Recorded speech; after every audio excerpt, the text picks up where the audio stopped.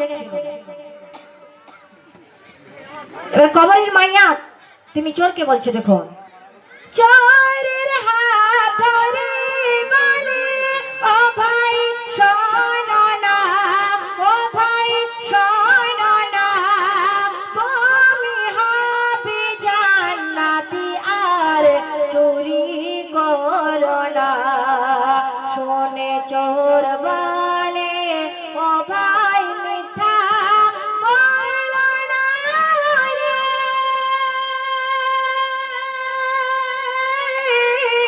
কাফন